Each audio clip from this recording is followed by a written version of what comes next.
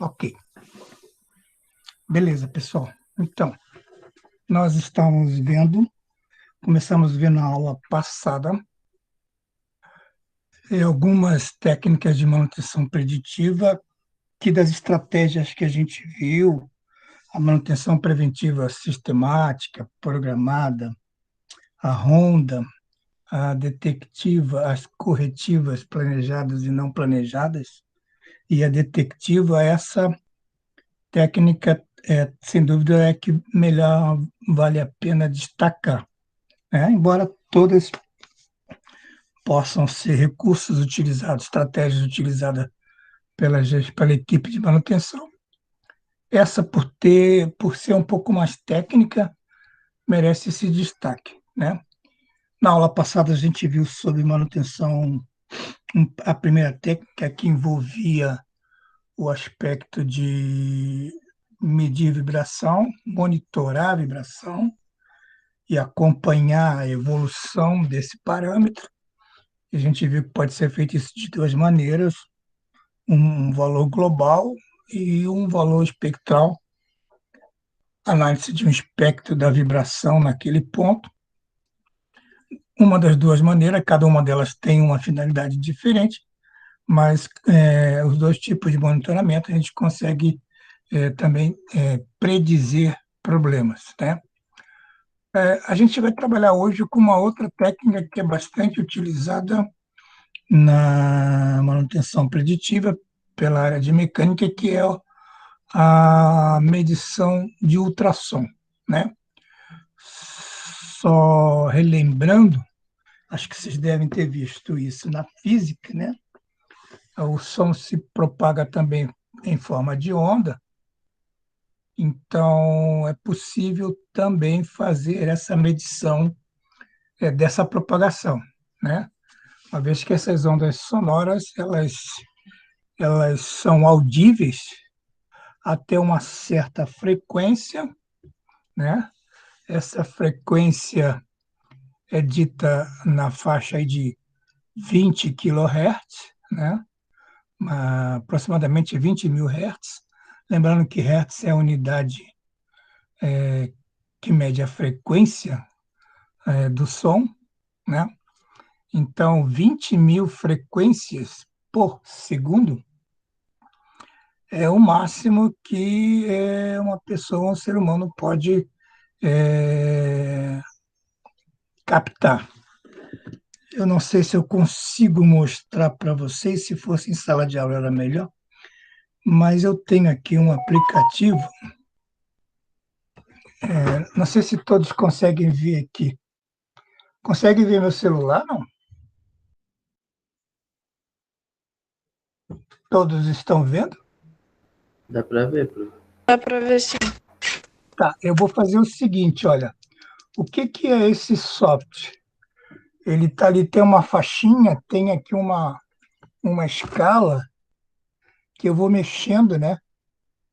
E observa que vai aumentando a frequência. Conseguem ver ali, ó? Aliás, vocês podem baixar esse aplicativo. Ele se chama Frequency Sound Converter, né? Eu só vou colocar aqui no som para que vocês possam verificar melhor, senão ninguém vê nada. Só um pouquinho só.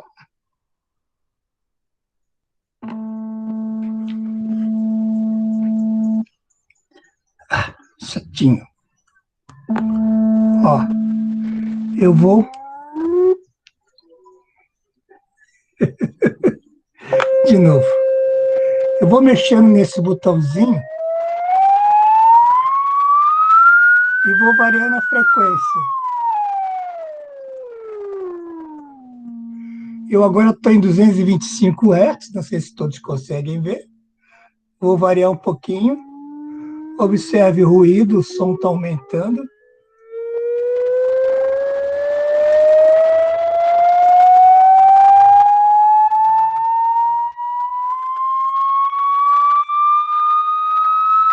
Já está numa frequência muito alta. 1327, né?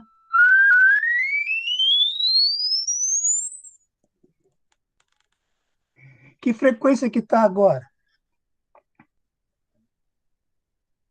Conseguem ver daí, não?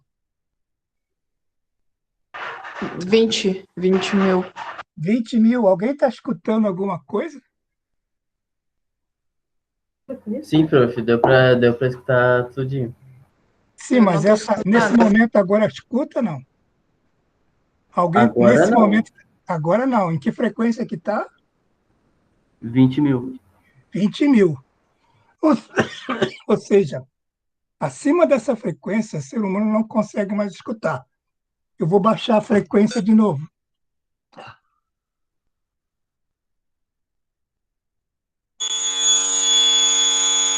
Eu estou em 13 mil.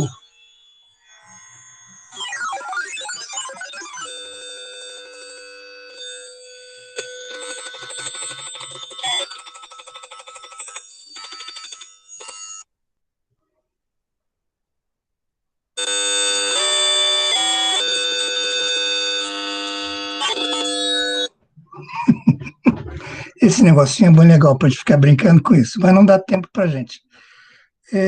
O que, na verdade, vale a pena, quem quiser depois brincar com isso, o nome do aplicativo é gerador de som, frequência de som. Mas o que vale aqui destacar é que o ruído ele é audível para o ser humano até uma determinada faixa.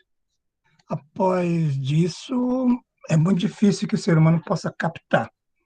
Porém, os aparelhos conseguem captar, né? Isso é uma grande vantagem. Quem tem cachorro sabe disso. Brincando com o cachorro, ele consegue captar níveis de ruído, uma frequência bem alta. Então, tem aqueles apitinhos que vendem na agropecuária. Se você apita, não sai barulho nenhum, mas o cachorro fica doidinho procurando o som. É bem comum isso, né? Bom, então, como ele tem essa propriedade de ser captado por aparelhos numa frequência muito alta, então ele passa a ser uma técnica bastante utilizada não só pelas áreas de engenharia, como também pelas áreas da área da medicina, tanto que se faz ultrassonografia, se utiliza o ultrassom para alguns exames dentro da área da medicina, né? Bom, também na parte de estruturas, parte estrutural, ou mesmo, acho que vocês já devem ter escutado aquele acidente em que as pessoas ficaram soterradas e o ultrassom conseguiu captar barulho sobre situações bem adversas em profundidades que não era possível captar. Então, a aplicação da técnica é bem larga, né? Na mecânica, se a gente parar para pensar, eu coloquei o aparelhinho aqui do lado. Esse é um aparelhinho muito simples, é um aparelhinho que tem uma eletrônica simples, uma haste, e essa haste ele encosta ali naquela carcaça daquela máquina, e como o som se propaga através do meio, né? Tem uma taxa de propagação, o meio aqui que nós estamos falando é a haste metálica. Então, o som que está aqui se propaga por aqui e é captado aqui por esse aparelho, e ele é tratado de forma eletrônica, né? Então, imagine, se tiver um mancal de rolamento, se tiver dentro do mancal algum desgaste, vai gerar um ruído, obviamente, atrito metal com metal, dependendo da evolução desse atrito, gera um ruído maior ou menor, e aí pode ser captado por ultrassom. Mesma coisa, todos os demais defeitos ou situações mecânicas aqui colocadas, desalinhamento, uma falha de lubrificação deveria ter sido feita a lubrificação, não foi feito. Vazamento de ar ou de gás em sistemas que têm purga, que é chamado purgadores, que são aparelhinhos para reter as partículas d'água na tubulação, né? Ou mesmo válvulas hidráulicas, válvulas de água, válvulas de sistemas de vapor, né? Que possam ter algum tipo de vazamento e esse escapamento de um vazamento gera uma frequência de ruído muito alta, conexões, trocar, enfim, bombas, a cavitação, a famosa cavitação, a descontinuidade de soldas. Esse é um outro muito utilizado, né? As soldas podem aparentemente estarem uma aparência externa boa, mas elas podem ter se rompido através de uma soldagem não muito boa. Vocês devem ter visto isso com o professor Leônidas lá no módulo 7. Então, essas fissuras internas por ali que se escapa algum tipo de vazamento, seja sólido, líquido, gasoso, né? Alguns são perceptíveis, outros não. A mesma coisa é algumas máquinas, como compressor de parafusos, né? Os lóbulos, como entram em contato para comprimir o ar ou o gás. Se não houver um bom contato, vai gerar contato metálico de um lóbulo com o outro. E a engrenagem também é a mesma coisa. Como uma engrena na outra e é um desgaste por deslizamento, uma desliza sobre a outra. Há necessidade da lubrificação para que não haja desgaste. Se não houver a lubrificação, vai gerar atrito, ruído, e isso pode ser previsto, né? Eu queria mostrar para vocês um aparelhinho que é muito utilizado, né? Ele é o detector ultrassônico. As equipes de manutenção trabalham, muitas empresas trabalham com esse tipo de equipamento. Ele nada mais é que um fone de ouvido, uma concha acústica colocada ali no ouvido, adaptado no aparelhinho, e nesse aparelho você tem, então, toda a eletrônica que transforma, né, é, o som que não é audível para o ser humano de uma maneira que se possa não ser só audível, como também transformada em números, em unidade, né? E na unidade de medição de som é uma variável sem ser unidade, é uma adimensional e a unidade é dB, né? Decibéis, desculpa. Eu estou aqui confundindo. A variação é uma coisa e a unidade é decibéis, né? O som é medido em, então, decibelímetros, que é uma unidade de som. Vamos ver se eu consigo mostrar para vocês uma experiência interessante. Vamos ver se eu consigo mostrar aqui. Bom, primeiro, este. Está vendo a imagem para vocês aí? Está aparecendo a imagem? Ainda está no slide, professor? Ainda está no slide. Então, vamos voltar. Beleza.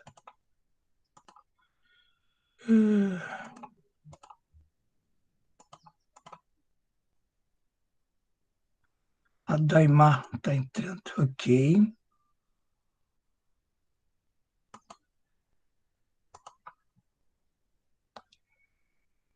Então, vamos abrir agora.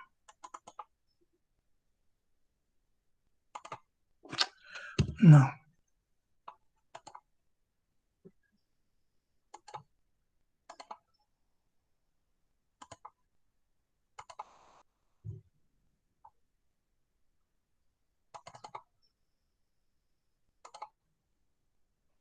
Agora deve estar aparecendo, né? Tá aparecendo uma pasta na biblioteca. Não passou por uma telinha azul? Não, Entrou uma musiquinha? não. Então, ele não está a fim de apresentar. Então, vamos voltar aqui. Interromper só um pouquinho.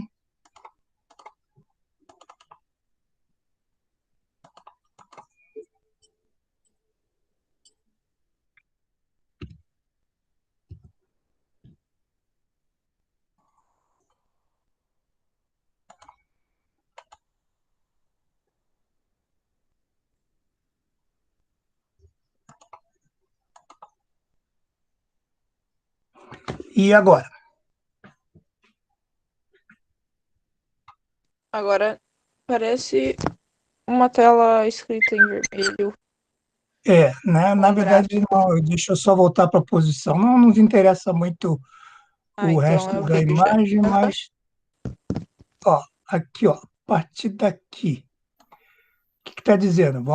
Vejam no vídeo a comparação de um mancal de rolamento em bom estado sendo comparado com outro. A mesma carga, a mesma rotação. E a ideia é que vamos exemplificar a medição por ultrassom, tá? Então, eu vou colocar para rodar.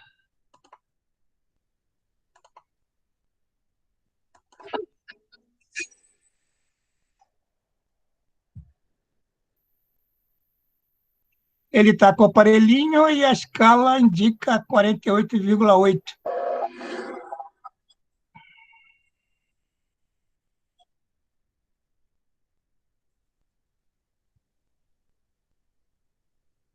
Indica 73,6.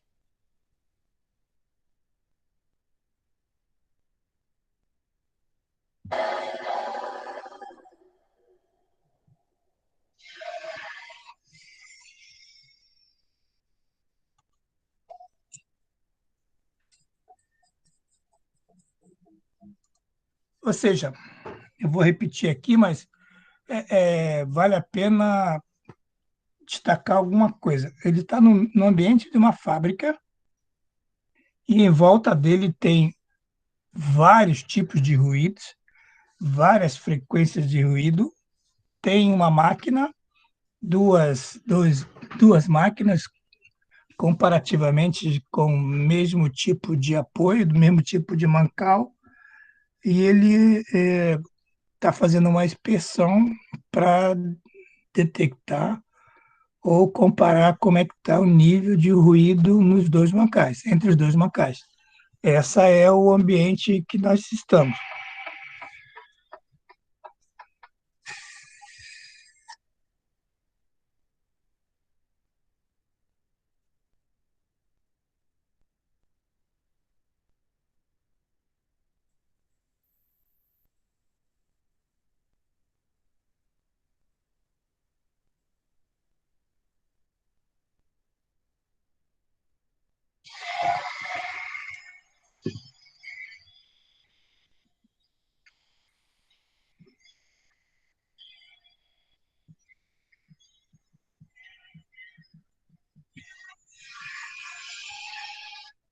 Bom,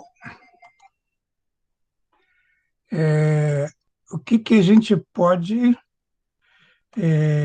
concluir disso?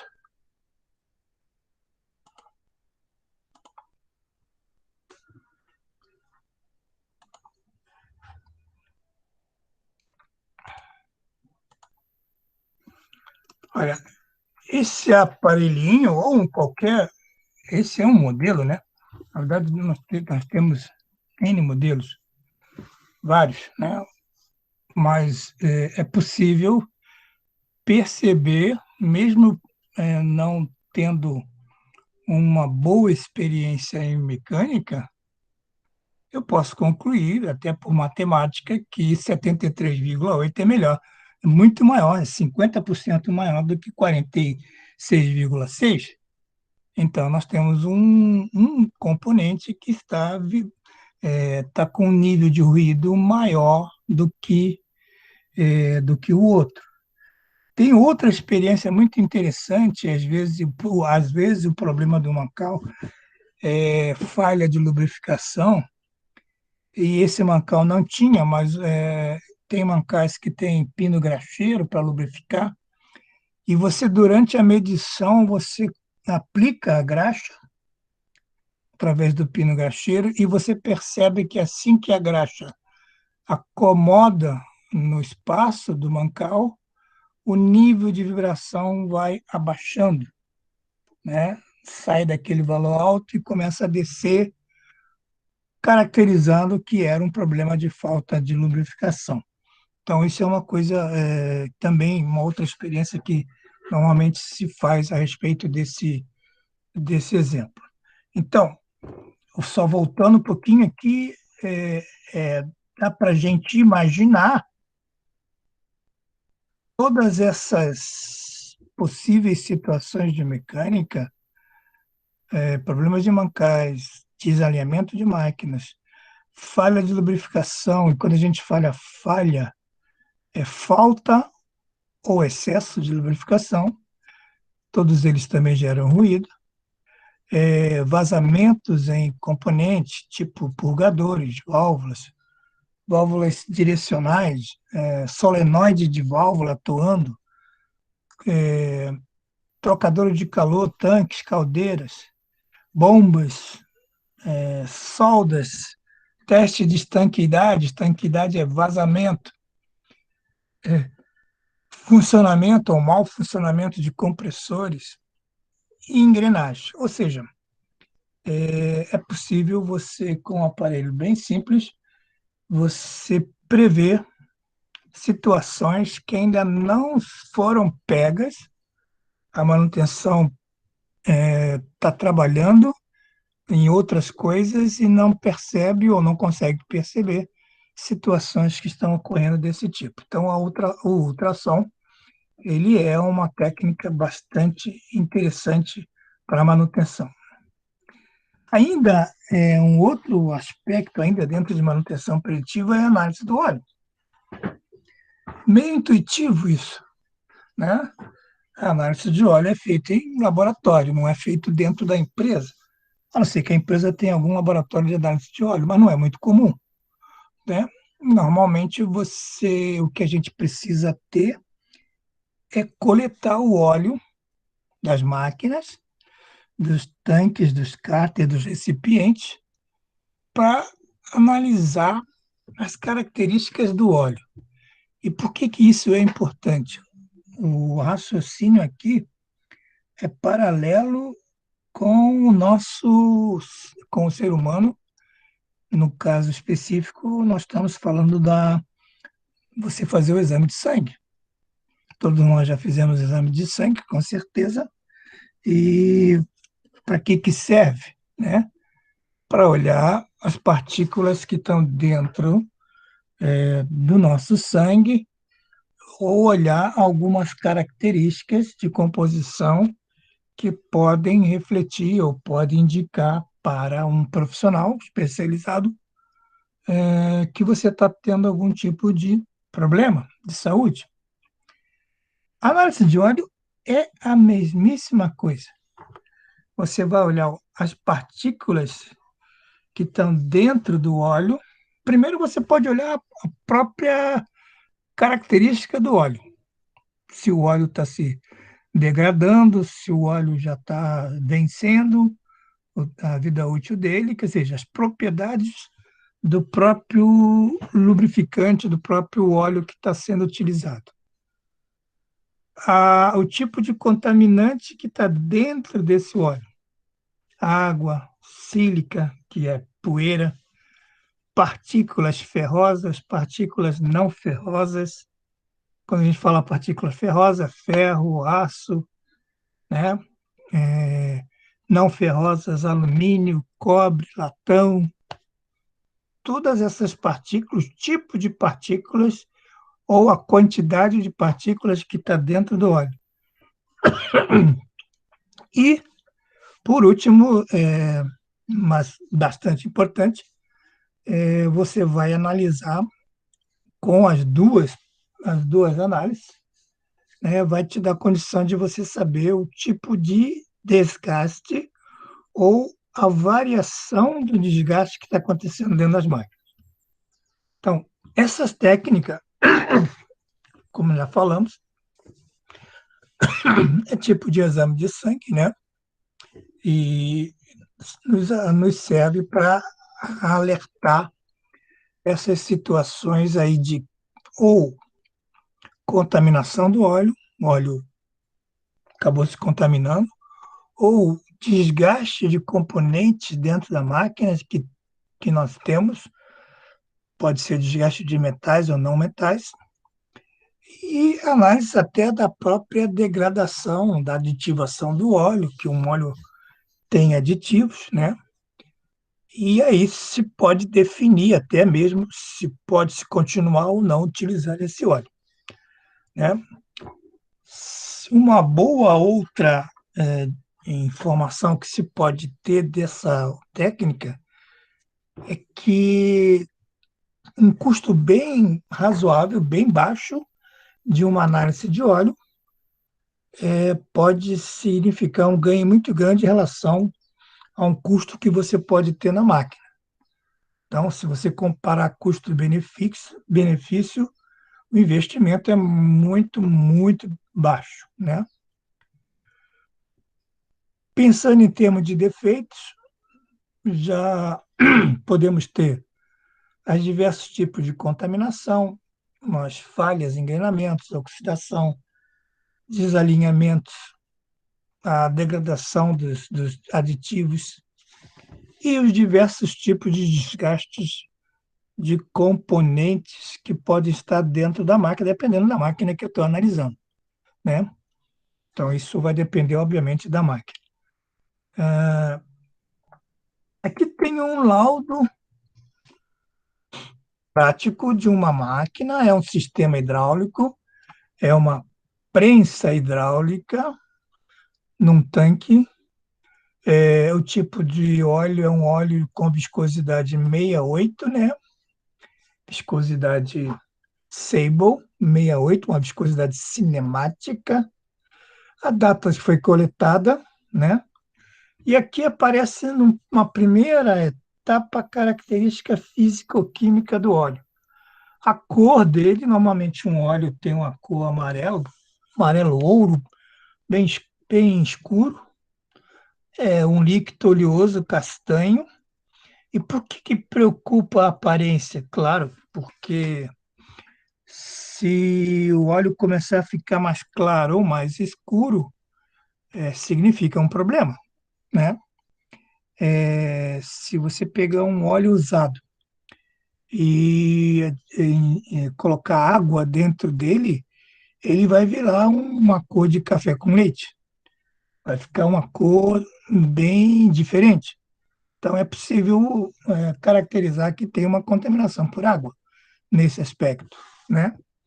Observa que a viscosidade é 68 e foi encontrada 74,8, ou seja, 10% a mais. Água presente dentro do óleo, 0,1 em percentual, né? E a acidez, 1,26. Todos esses valores aqui têm faixas permissíveis, né? Então, um técnico, um analista, sabe dizer, esse valor está alto, está dentro, isso aqui está normal, não é normal. O acidez, a amostra está muito ácida ou menos ácida, o que pode corroer vedação, corroer componente de máquina. Então, para um analista, esses dados são importantes, ele consegue tirar uma conclusão. A parte de baixo da amostra observa que eu tenho aqui uma contagem de número de partículas por milímetro de tamanho 1 micro, 2 micro, 5, 10, 15, 20 e vai até 75 micro. Nós estamos falando de microns, que é a milionésima parte de 1 milímetro. Então, nós estamos falando de uma coisa muito, mas muito, muito pequena. E só pode ser medida eletronicamente, através de um microscópio que tem essa capacidade. Não tem como ficar medindo isso. Até o ser humano consegue captar alguns tamanhos boa vista, né? O pessoal mais novo tem uma vista boa, consegue captar aí. A gente tem uma telinha que explica melhor, mas nesse nível aí, só eletronicamente que a gente consegue captar. Então, essa é uma análise física-química. Tem um outro tipo de análise física-química, pode ser mais visual, né? Aqui você tem os valores encontrados, aqui tem os valores permitidos, padrões. Então, dentro dessa faixa está verde, passou dessa faixa já é uma situação amarela, e nessa faixa seria uma situação inadmissível. Então, você consegue também ter outro tipo de relatórios que pode dar para o gestor de manutenção ou para o técnico de manutenção uma análise qualitativa de como que está ah, o seu lubrificante, o seu óleo dentro da máquina. Esse é o óleo hidráulico de viscosidade 46, né? Na mesmo tipo de análise, característica físico-química e contagem de partículas.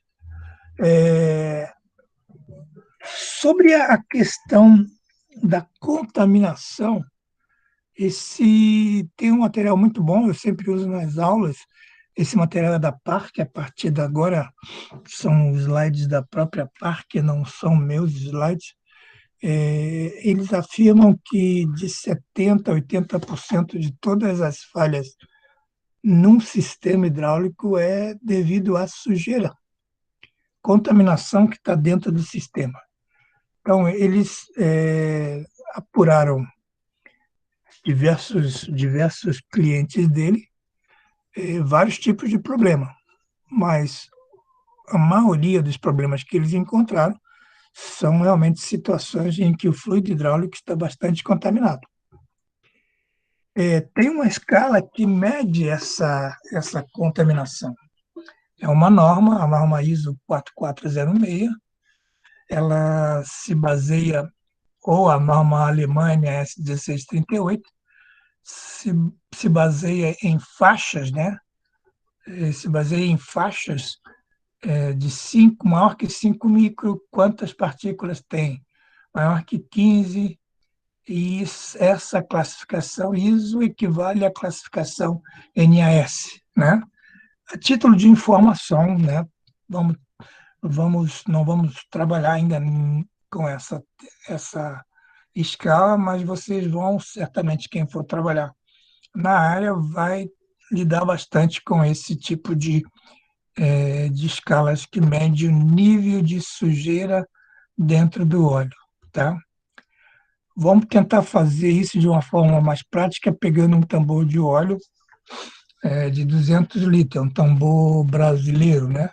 Se você pegar um tambor americano, é de 170 litros. Esse tambor que nós trabalhamos tem 200 litros, esse tambor de óleo, né?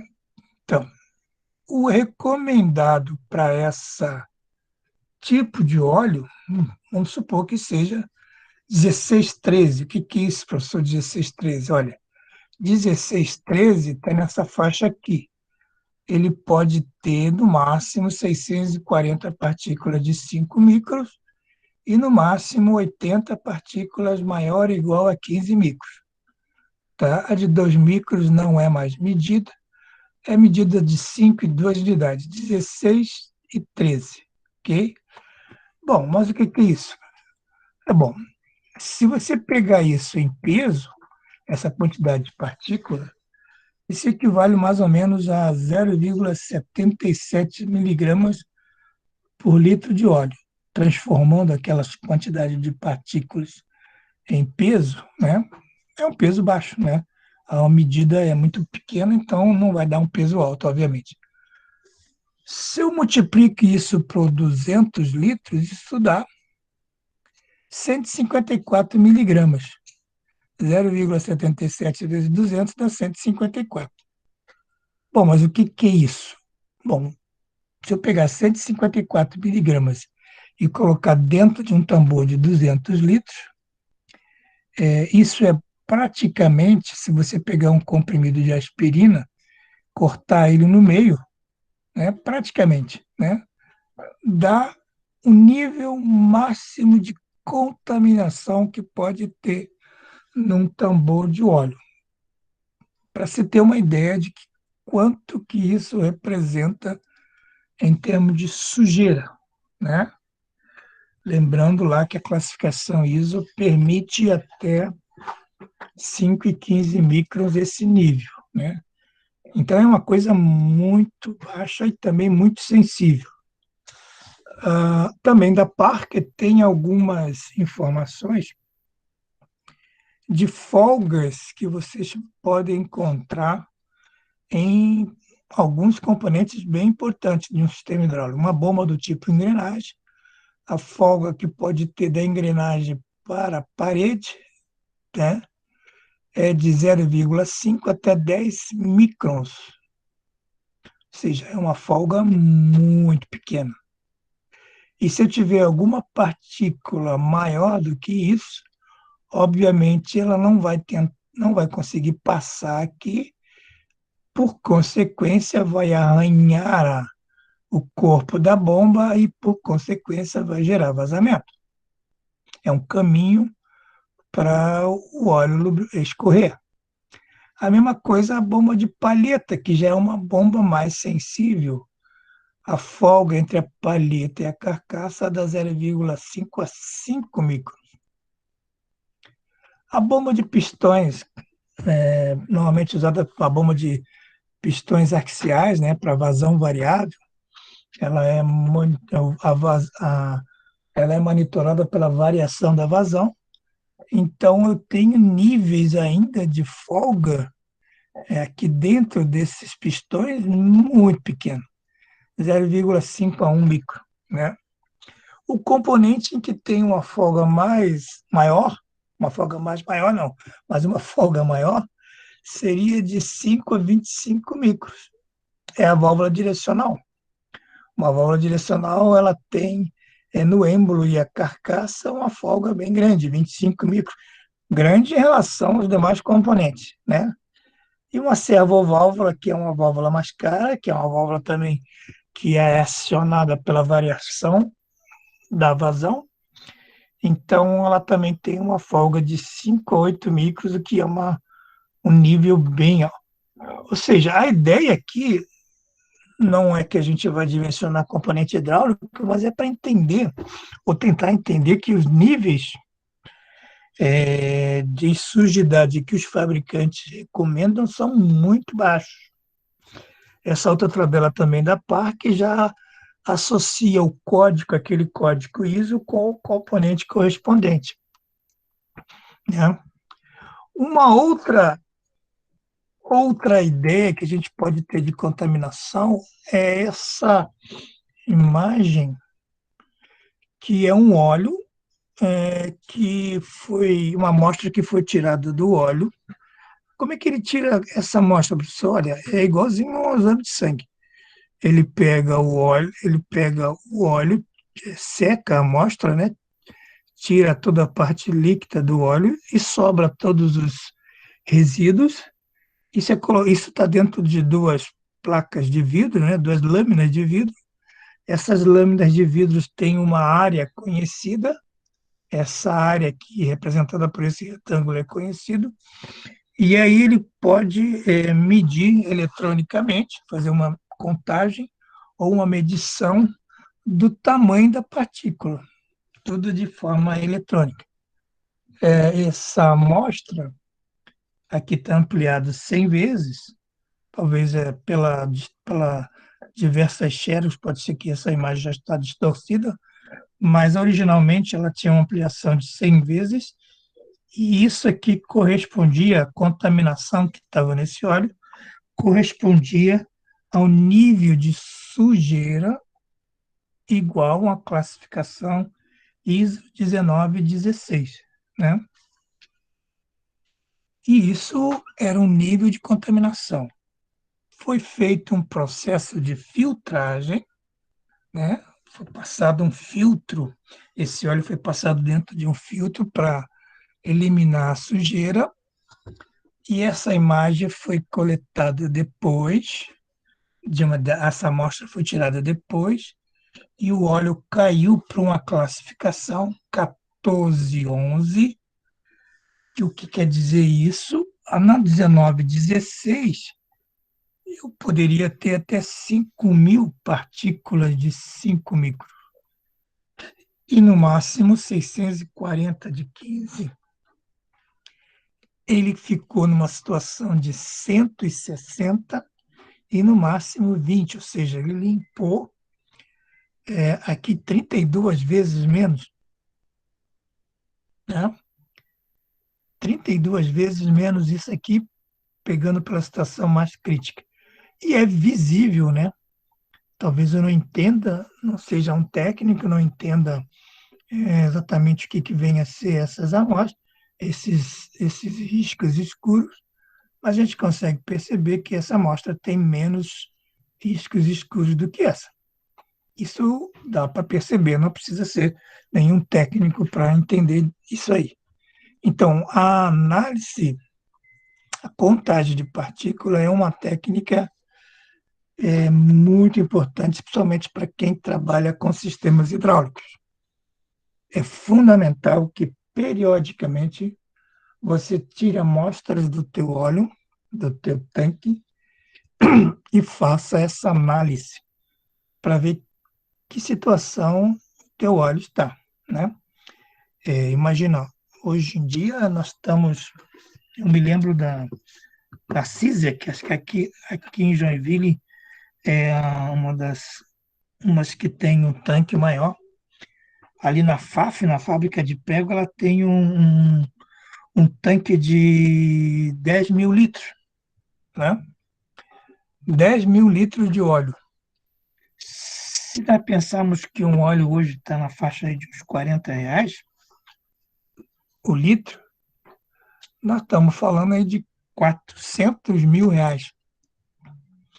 Então não pense que vai se trocar óleo todo mês, nem todo ano, né? Para se trocar óleo, eu dependo, é fundamental esse acompanhamento do nível de contaminação do óleo, para não se deixar chegar numa situação assim, trabalhar o máximo possível dentro de uma condição normal de sujidade, porque eu não quero ficar trocando o óleo todo ano. R$ 400.000, né? E é um tanque. Quantos mais tanques tem numa fábrica? Talvez não tenha todos de 10.000 litros, é óbvio, né? Mas vai somando um tanque de 800, um tanque de 100, outro de 50, vai somando todos os tanques que tem na fábrica e você vai chegar numa quantidade bem razoável. Então, é fundamental, além da vida útil da máquina, economicamente, para a gestão da manutenção, é fundamental que você faça um programa na tua manutenção para monitorar o nível de sujidade que tem dentro do óleo, como também a própria característica e degradação do óleo, né? Bom, uma outra ideia, e aqui essa tabela também é da Parker, é aquilo que eu falei para vocês, tem algumas ideias de tamanho para a gente tentar entender essa questão do micro, né? Que é milionésima parte de 1 milímetro. Se a gente se pudesse pegar uma partícula, um grão de sal refinado, é medido aproximadamente nessa faixa aí 100 micros, muito pequeno, medidas em micros ou em polegadas, né? Um fio de cabelo humano tem essa espessura. Aqui vocês vão perceber com o máximo de visibilidade do ser humano, 40 microns. A partir daqui é quase que quase não, é impossível que você consiga ver alguma coisa sem utilizar aparelhos. É bactérias, células vermelhas. Aqui você depende de aparelhos para poder enxergar alguma coisa. Os tipos de contaminação, uma outra sugestão para folgas, para componentes. E aqui é interessante porque ele mostrou aqui embaixo, na tela anterior, que a água ela é boa parte dissolvida dentro do óleo, mas existem algumas partículas de água que não se dissolvem, né? Elas não conseguem se dissolver dentro do óleo, e aí esse tipo de quantidade gera contaminação dentro do óleo. Só água dentro do óleo, sim, é aquilo que eu falei para vocês lá no início. E aqui nós temos um outro exemplo que a Parker fez. Ela colocou 3 frascos com a mesma quantidade de água. E o que ela pegou aqui? Ela pegou óleo sujo e colocou num nível de 50 partículas por milhão, né? Colocou uma contaminação que é de 50 ppm. Aqui atrás ele colocou essa escala, né? Esse escalímetro, não é à toa. É para você perceber que com 50 ppm, que equivale em percentual 0,05%, né?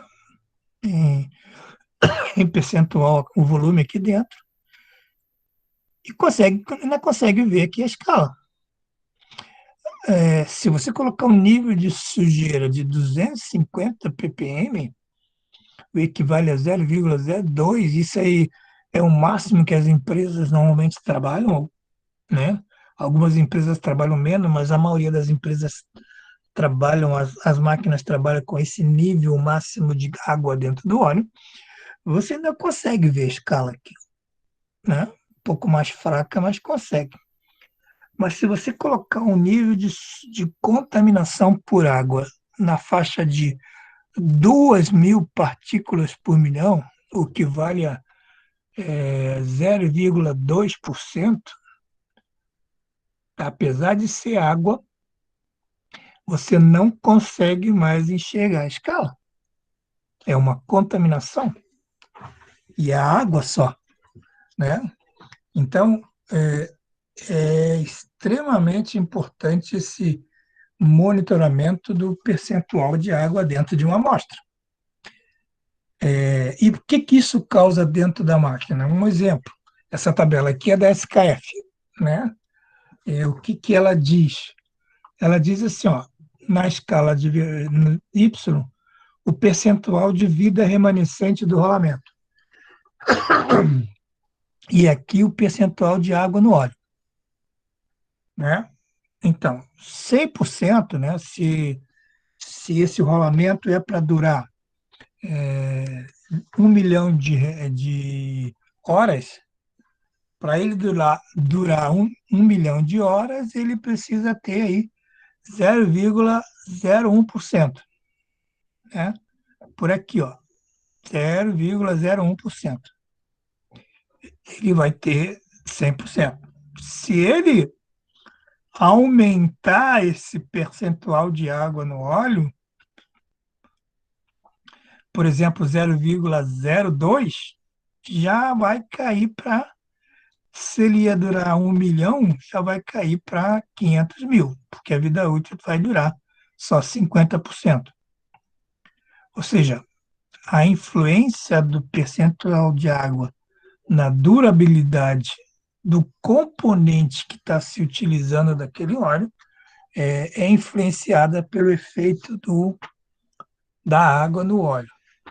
Então, é um dado bastante interessante para se acompanhar.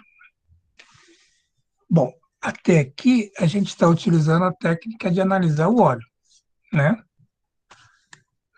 Agora nós temos uma outra técnica muito importante que não é preocupação mais com o óleo.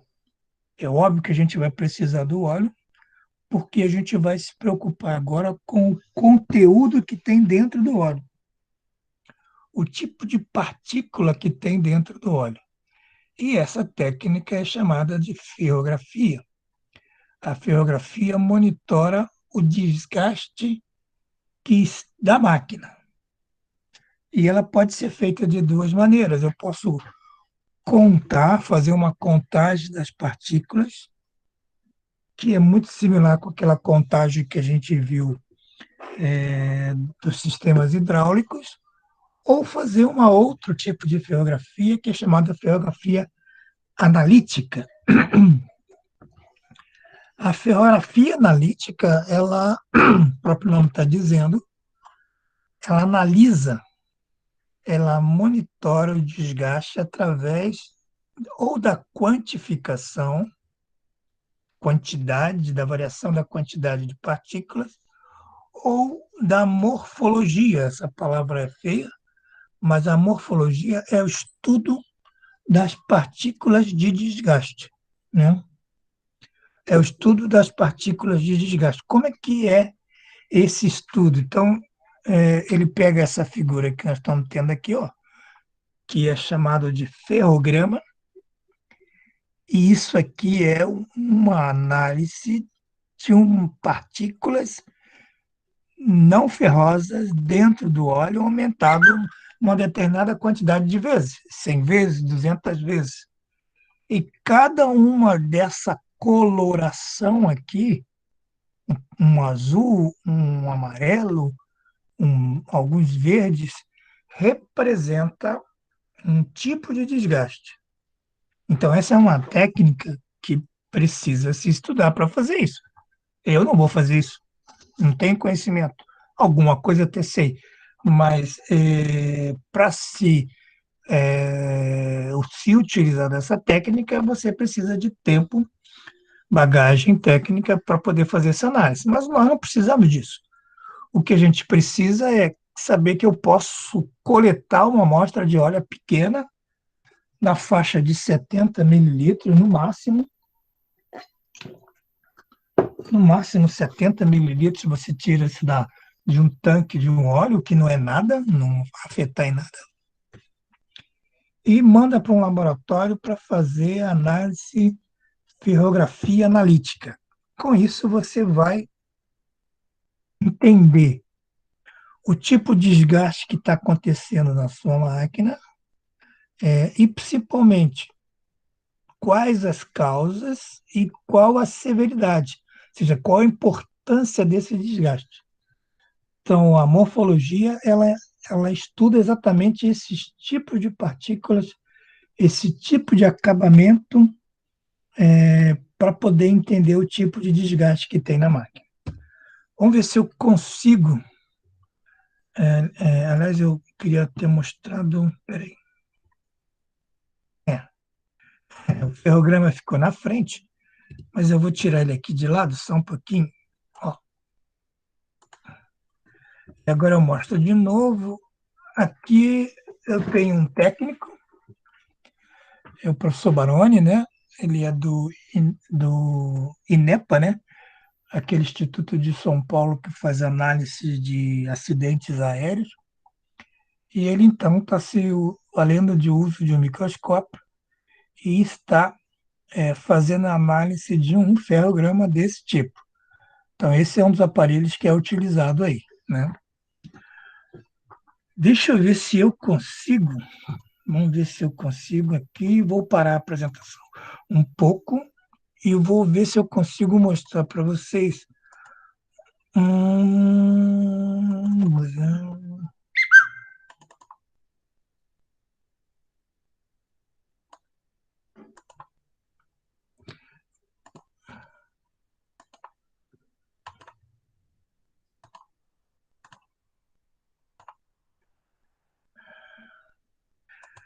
Vamos tentar.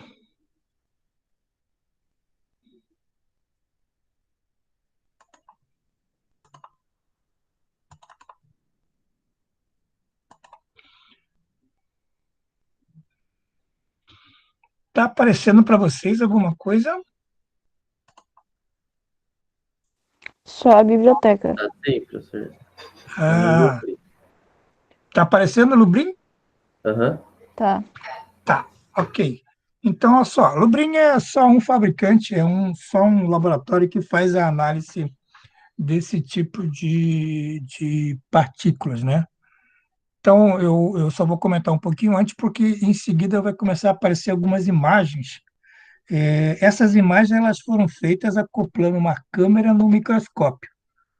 Então, de vez em quando, vocês vão perceber que vai desfocar um pouco, é porque ou ele se aproximou ou ele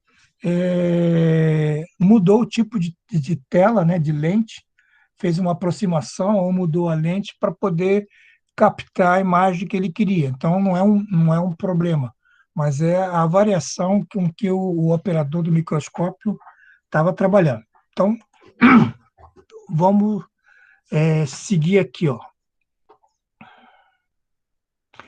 Olha só, aparece uma primeira partícula, ele vai colocar, acho que alguns títulos, desgaste natural por esfoliação. Se aparece algum tipo de partícula desse tipo, é uma esfoliação. Observa essa outra partícula que é um desgaste severo. Observa o tamanho da partícula e como é a direção que ela foi arrancada, né? Aqui você já tem uma partícula de cobre dentro do óleo. A coloração diz, né? Diz para nós como é que é. A outra aparece metal patente, também é bem diferente a coloração. Professor, Oi, se era pra estar passando o vídeo, a gente não tá vendo. ué, mas me disseram que estava. Não, tá aparecendo a biblioteca do computador, sabe? Aí do Ah, lado tá aparecendo a imagem do vídeo. tá, então vamos lá de novo. Desculpa. É,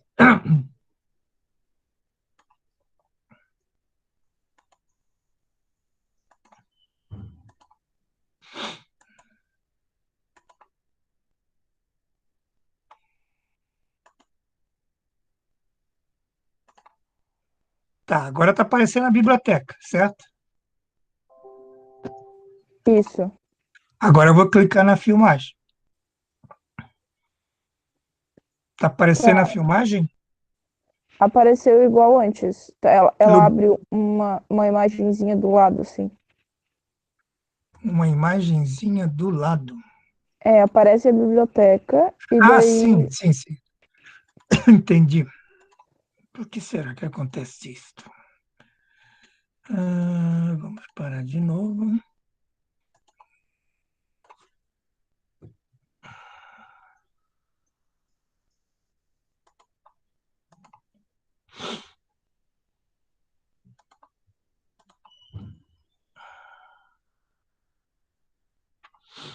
Hum,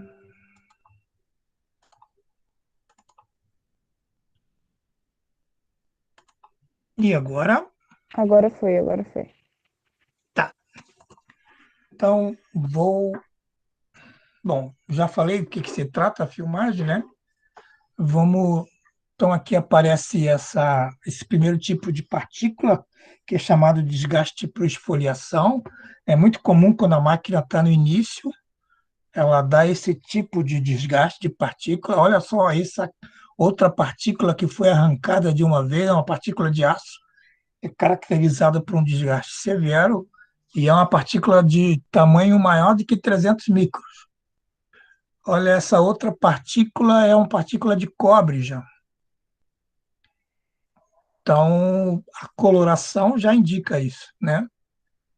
Algum componente de cobre está se deteriorando dentro da máquina.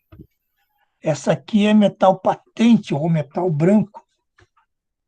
Também alguma partícula de alguma. Olha só essa característica, o risco, né? Ou seja, aqui indica que houve um arrancamento e é bem provável que seja por desalinhamento, ou seja, desalinhou e toda a máquina, todo o desgaste foi numa direção só. Partículas muito finas, desgastes pequenos.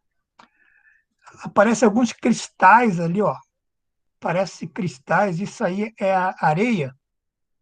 é sílica, é sujeira dentro da máquina, né?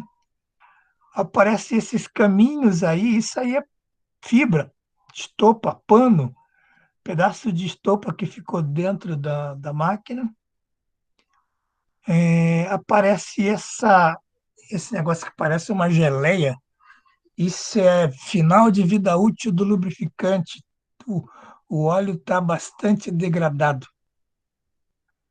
Essas esferas aí, essas esferas bem redondinhas assim, isso caracteriza um tipo de desgaste. Normalmente, quando a máquina é reformada, gera esse tipo. Partículas com cor preta, ou seja, a temperatura foi tão alta que queimou o desgaste, o contato de uma com a outra. Ferrugem, né? Partículas que entram em contato de oxidação, o processo de oxidação. Então, é possível. Aqui é muito fácil, aqui é minério de ferro, ou seja, normalmente é peça de ferro fundido. Dá para perceber que o desgaste é bem característico. Bom, a ideia aqui, não, mais uma vez, não é a gente fazer a técnica, mas mostrar para vocês a importância de. Eu, como técnico mecânico, se eu estiver trabalhando numa empresa e que eu tenho uma dúvida ou eu quero fazer algum tipo de monitoramento, eu sei, eu vou procurar uma empresa que faça análise ferrográfica e aí eu posso tirar vantagem dessa técnica porque ela pode me dizer antecipadamente se há algum tipo de desgaste na máquina, né? Aqui está o outro tipo de ferrografia quantitativa, aqui está em um esqueminha, né? Como que ela funciona, são dois sensores, um mede partícula de 5, outro partícula de 15, né? Esse é o ferrógrafo quantitativo, ele fornece a escala em dois visores, né? Então, aqui você pode fazer acompanhamento, tendência de quanto está variando as partículas de 5 ou as partículas de 15, maior que 15, né? Então, um outro tipo de acompanhamento é quantitativo, mas a ferrografia mais usada é realmente a analítica, onde eu vou estudar o tipo de partículas e principalmente a aparência da partícula dentro da amostra de um óleo, né? Então, essa técnica ela é extremamente importante para manutenção preditiva. Recapitulando, a gente viu aqui ultrassom, análise de óleo, características físicas, né? Deixa eu só voltar aqui para mostrar para vocês.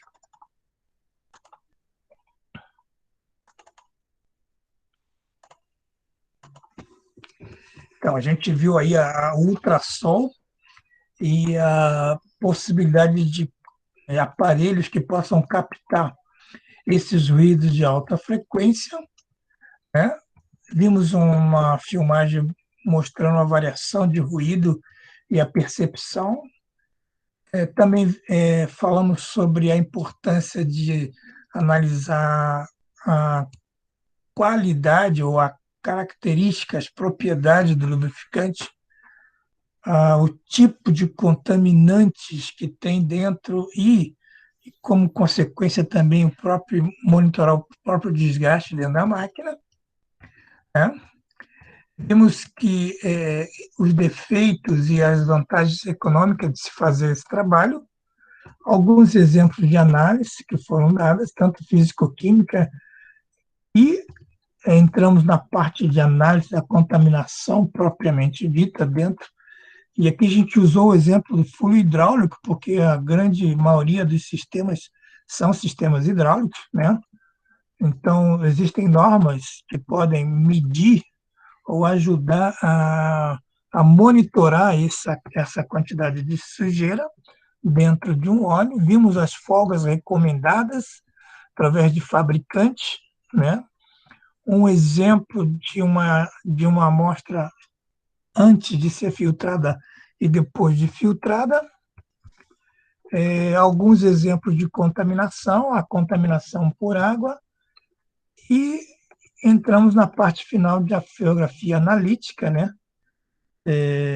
Onde a gente viu aí o estudo não só da aparência, do tamanho da partícula e a quantidade, que servem para também monitorar algum tipo de desgaste e que tipo de desgaste que está ocorrendo na máquina, né? E eu queria mostrar uma última técnica para vocês, que é... Deixa só eu...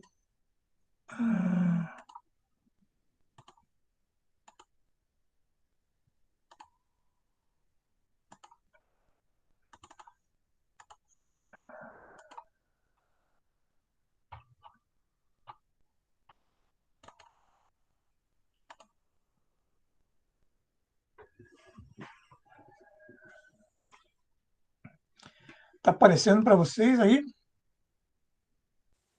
O slide, sim. Ok.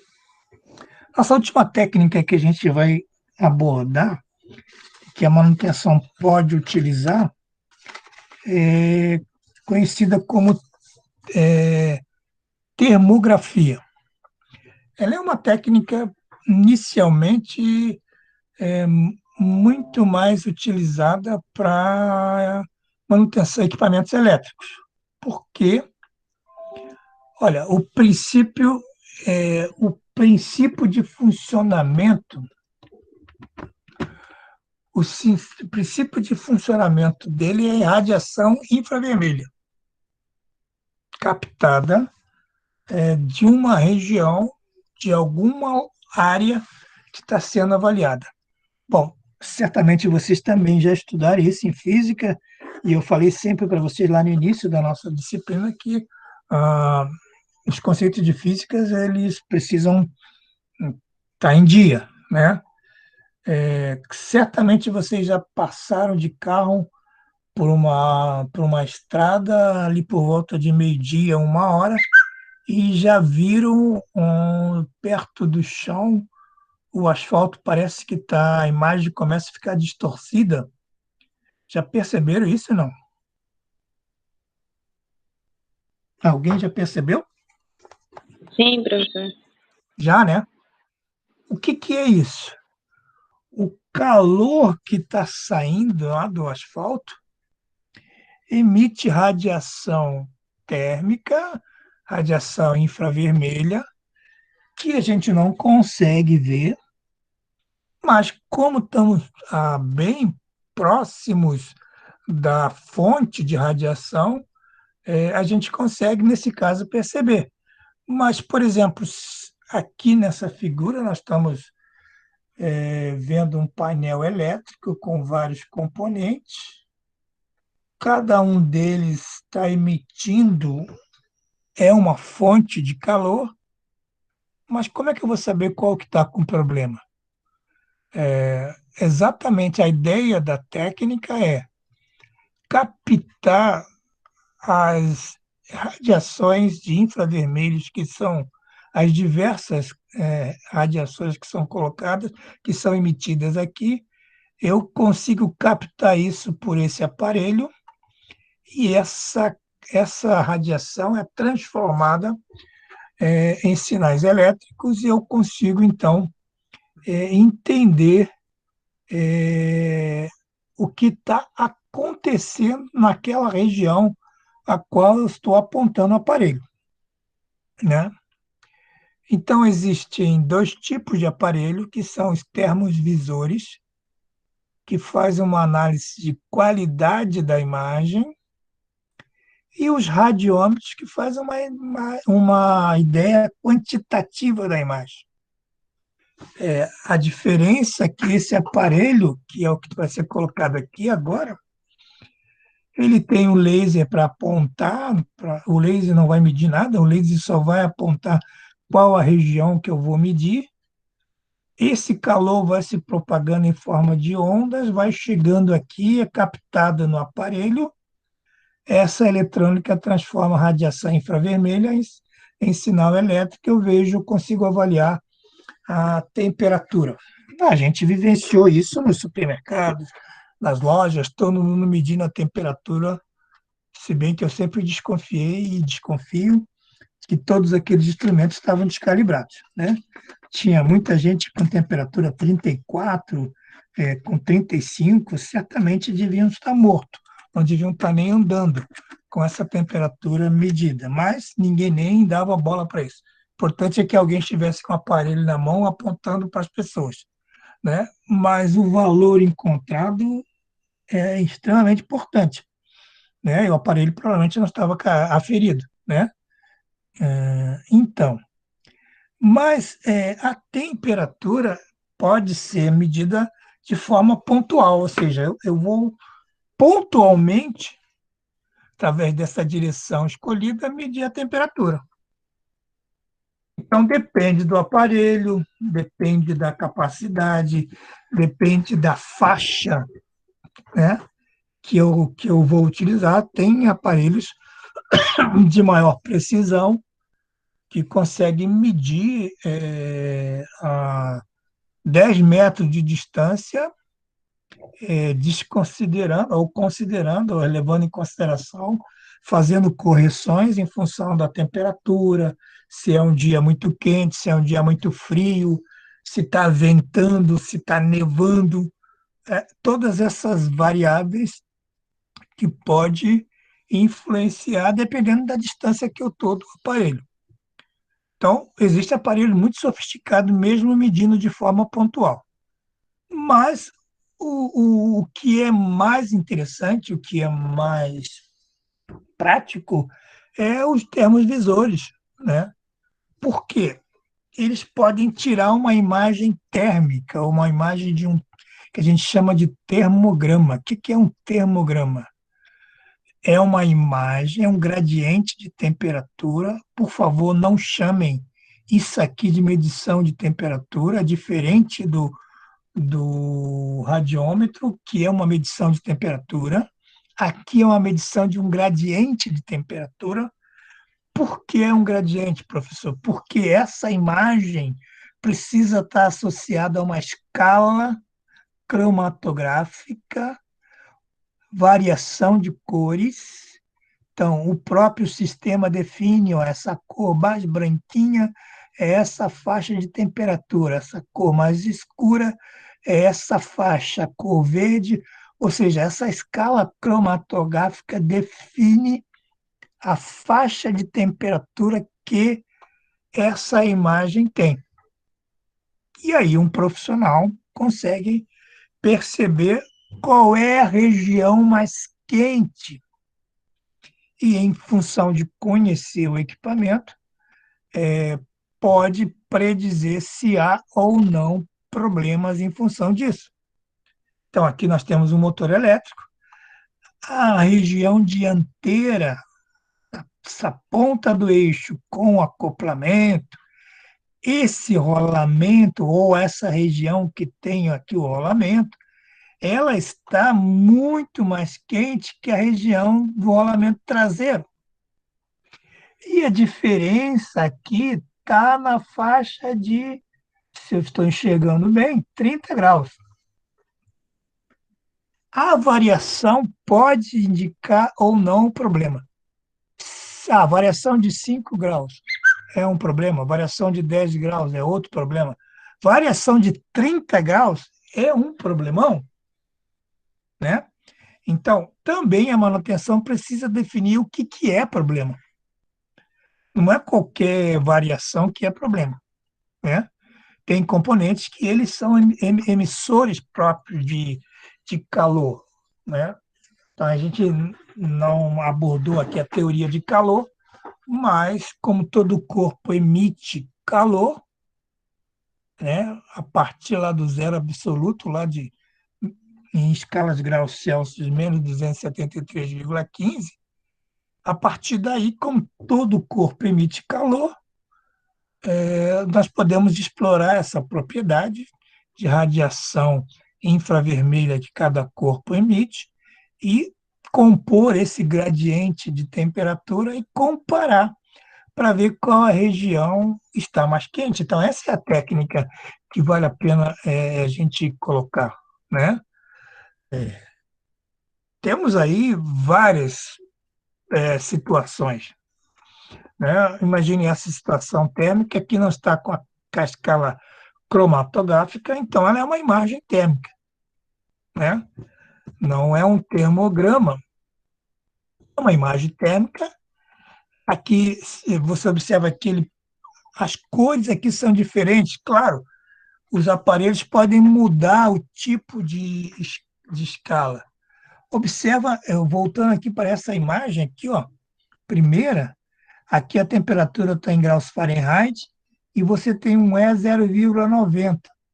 Então, isso aqui provavelmente é um equipamento, eu diria que talvez seja de uma fábrica de cimento, né?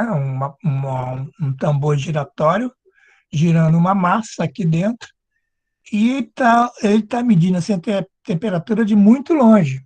Ele não está do lado da máquina. Então, a correção, ele tem uma perda aqui, ó, de 0,1. Então, o aparelho já sugere a correção em relação à distância que ele está a essa imagem. Então, isso também o aparelho já faz, né? Aqui não, aqui é uma imagem térmica, não tem uma escala cromatográfica do lado, né? Então, termicamente, ele está mostrando como é que está a variação de calor nessa região, tá? Não há uma análise ali, né? Então, para que haja essa análise, essa escala precisa ser criada para que eu consiga fazer essa análise. Então, imagine agora, se eu tivesse uma moto aqui parada, né, como é que eu vou saber se essa moto acabou de ser utilizada e por isso o motor está muito quente? Ou eu vou lá, ponho a mão em cima, ou eu, afastado a uma certa distância, miro a minha máquina, a minha câmera termográfica, e consigo perceber que há uma variação de temperatura, embora aqui eu não esteja fazendo uma análise, não é um termograma. Mas eu consigo, através dessa imagem térmica, perceber que há uma região um pouco mais quente, bem mais quente, que as demais regiões, né? Então, essas variações de temperatura, essas variações de nível de energia, que cada componente que está mais ou menos quente, me possibilita fazer essa análise. Com isso, eu tenho uma possibilidade muito grande, uma confiabilidade muito grande de dizer que um componente está ou não numa situação mais crítica. Hoje, numa subestação, ninguém pode entrar. Quando eu comecei a trabalhar, a gente entrava na subestação para medir, fazer a termografia. Hoje não se entra, né? A NR30, a NR10 não se permite, só operadoras que podem, só pessoas que forem treinadas que podem entrar. Você tem que fazer termografia de longe da subestação. Então, a influência de temperatura vai afetar um pouco o resultado. Você precisa corrigir em relação à distância que você está. Tem que ser um bom aparelho, né? Todos esses fatores hoje em dia são importantes. Então, observa aqui, ó, eu tenho aqui um problema, aqui tenho várias muflas aqui, tenho aqui um determinado componente elétrico. Como é que eu vou saber que tem um problema nele? Ou eu vou lá, ponho a mão, morro eletrocutado, não posso fazer isso, nem vamos deixar chegar perto. Ou eu meço esse gradiente de temperatura aqui e percebo que essas conexões elas estão com variações de temperatura. Então, aqui está muito mais quente do que o próprio mufla. Então, tem algum problema aqui. Um especialista, um cara que entende, vai poder vai analisar isso aqui com a escala cromatográfica do lado, vai poder dizer a variação de temperatura dessa para essa é maior do que 15, e maior do que 15 é um problema. Mecanicamente, eu tenho outro componente aqui do lado, que é um acoplamento, né? As duas metades, é um acoplamento de grade flexível, né? Tem uma grade metálica aqui, e eu tenho um lado do componente mais quente do que o outro, né? A imagem termográfica indica isso. Eu tenho um problema desse lado do acoplamento. Um desalinhamento é bem provável, né? E aqui, por exemplo, eu tenho outros componentes que são fusíveis, é uma chave de fusíveis. Como é que eu vou saber que o fusível da esquerda para a direita, o segundo, está com problema? Não tem como saber. É impossível saber isso aí sem botar a mão, ou a não ser que eu tenha um instrumento que possa medir a radiação infravermelha e indicar para mim que há um problema, né? Aqui também é a mesma coisa, um cabo, eu olho a imagem, para mim está normal, não tem nenhum problema. Ou eu chego perto para sentir o calor, o que é impossível, ou eu utilizo uma técnica de medição de termografia que vai mostrar a variação do gradiente de temperatura naquela região. Então, normalmente, para a elétrica, 95% dos problemas elétricos eles são pegos por termografia dentro da fábrica. Lá no IFSC nós temos uma câmara termográfica, essa era a aula em que vocês iriam manusear a câmera, apontar para alguns painéis e verificar exatamente esses pontos quentes, mas infelizmente não podemos ainda, né?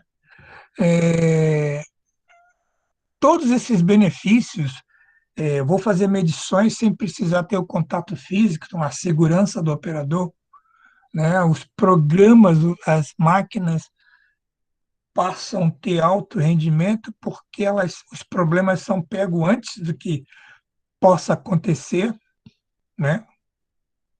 O monitoramento do funcionamento pleno das máquinas, seja sem interferir na produção, né? Vida útil dos equipamentos, custos, ou seja, nós estamos falando aqui de vantagens que não são poucas, não são poucas vantagens, são praticamente garantir o funcionamento da máquina ou da fábrica de uma forma intensa, né? Então, a termografia ela pode atuar e atua em diversas áreas. A área civil, a elétrica fundamental, a mecânica também, e até mesmo dentro de processos de produção, né? Então, imagina que na termografia, ele fala um exemplo aqui de civil, mas eu diria que é de instalação, né? Se eu tenho aí uma tubulação em que eu tenho uma água quente correndo, né, ou algum componente gás, ou algum fluido quente, eu posso, através disso, medir o gradiente, comparar o gradiente de temperatura e saber se o fluxo está contínuo, se não tem nenhum problema de retenção no fluido, se a temperatura está igual. Aqui a gente percebe que de uma tubulação para outra tem um problema em mim, tem um problema, né? A elétrica nós já falamos, né? Normalmente os problemas de elétricos são causados por algum tipo de conexão que está frouxa, parafuso que está frouxo, ou que está com sujeira, ou que está corroído, ou que está oxidado, ou o próprio componente em si que falha, né? Então, é, além disso, né, tem esse outro aspecto aqui que é muito importante. Uma boa parte dos incêndios, segundo essa instituição aqui americana, na avaliação deles, 17% dos incêndios são causados por sistemas elétricos. Então, a necessidade de monitoramento do sistema elétrico, então, passa a ser muito importante, passa a ter a questão de segurança, de risco. Normalmente, o que a gente escuta aí é que um determinado incêndio vai apurar a causa uma falha elétrica, né? Uma faísca, um faiscamento causou o incêndio. Então, nós estamos falando agora de coisas graves, né? Riscos de acidente. Então, a termografia, além da manutenção preditiva, ela também pode atuar nessa questão da aspecto de segurança, né? Então, a termografia elétrica, ela é a única que me permite eu poder apontar e olhar uma determinada fase, né? Todas as três fases, uma fase está mais quente que as outras três. E essa fixação está melhor, está pior do que aquela, ou seja, tem conexões aqui que estão funcionando bem, e essas aqui, uma dessas fases estão, e observa que o aquecimento é no cabo como um todo, não é só na conexão. Todo o cabo está aquecido, então temos um problema aí de carga, provavelmente, né? Então, nós temos problema na elétrica, um motor, por exemplo, olha para o motor, percebe que na caixa de ligação a temperatura 140 graus, né? Ou seja, o motor está com uma carga excessiva, está trabalhando de forma sobrecarregada, esse motor vai queimar. Ele não foi feito para trabalhar com essa situação, né? Todo isolamento que está aqui dentro vai derreter e vai entrar em curto. A temperatura normal do trabalho é essa. Ou seja, temos uma variação aí de 70 graus. Sem falar que, como é um motor de 150 cavalos, nós estamos com uma sobrecarga, nós estamos gastando mais energia elétrica. O motor está tentando, né, produzir mais carga para poder fazer frente à dificuldade que ele está encontrando de torque. Então, eu estou gastando mais energia, né? Mais exemplos de maus contatos em conexões. Um exemplo interessante aqui na parte de produção, uma caldeira, a parte dianteira de uma caldeira, uma caldeira flamo-tubular, né? O fogo passando por dentro e a água por fora. Observa que na região de aquecimento a temperatura é maior. Não é um termograma porque eu não tenho a escala cromatográfica, mas é uma imagem térmica. E dentro da mecânica eu posso verificar também, por que não? Ela não é uma técnica só para elétrica. Mecanicamente eu também posso trabalhar. Eu posso verificar, por exemplo, o aquecimento dos mancais. Aqui eu tenho o ventilador, o mancal lado livre, o mancal lado acoplado. A temperatura aqui já é um termograma. Eu tenho uma escala cromatográfica do lado. A variação de um para outro chega a ser, olha, aqui nós temos uma faixa de 86 e por aqui assim nós temos uma faixa de, vamos botar 40. Nós temos uma variação de 40 graus Celsius de um mancal para outro. Ou seja, ou temos um problema de lubrificação aqui, ou temos uma falha de mancal aqui, né? Então, temos um problema bem detectado nesse tipo de mecânico, nesse sistema mecânico. né? E aqui algumas normas, é, vo- quem for trabalhar vai encontrar várias recomendações. Aqui ele fala, se a lubrificação de um motor for a graxa, máximo que pode suportar é 100 graus Celsius para uma temperatura de 40, ficar em alerta quando atingir 70, se for em banho de óleo, isso. Ou seja, são recomendações que você vai encontrar caso você for trabalhar de uma forma mais prática. Aqui você tem rolos de impacto, ou seja, com a correia transportadora. Aqui em preto é a correia transportadora, aqui são os rolos de suporte da correia. Observa que um rolo está mais aquecido que o outro. Por que você diz isso, professor? Porque pela escala, pela variação de cor de um rolete para outros roletes. Então, o rolamento que está aqui ou está com problema, esses rolamentos não são lubrificados, né? Os rolamentos de esteira não são lubrificados. Então, aqui tem um problema e esse rolete provavelmente vai travar. E, como consequência, pode ser aqui o ponto em que o material que está sendo transportado possa sofrer alguma descontinuidade, né? Aqui é um exemplo prático disso, né? Um acoplamento, quando está desalinhado, ele aquece não só a região do acoplamento, como aquece a região do lado do motor, como o lado nesse caso, de uma bomba, né? Então, aqui eu consigo perceber que as duas luvas estão defasadas para o desalinhamento. Então, eu consigo confirmar que existe esse desalinhamento pela variação de temperatura que eu tenho no componente.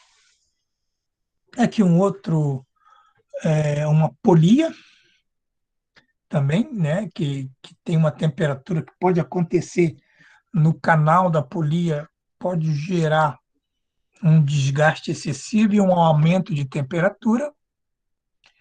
Alguns exemplos da termografia também mecânica, onde pode ser utilizado na área de mecânica.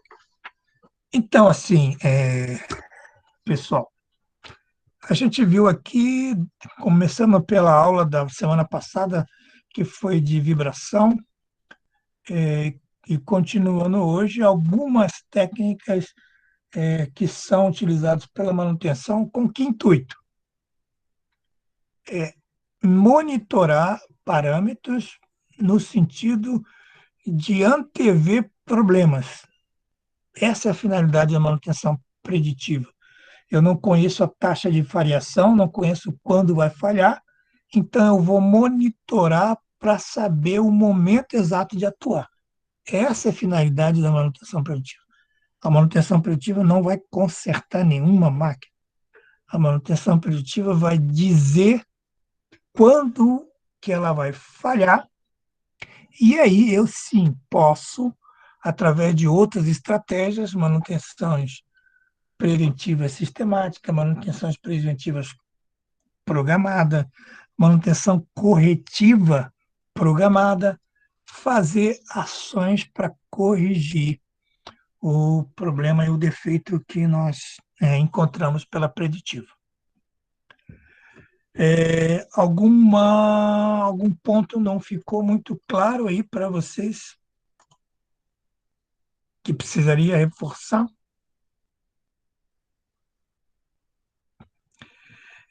Vocês têm o material, o slide. Eu vou disponibilizar também essa gravação no site. Nós temos, eu só vou parar aqui a gravação. Nós temos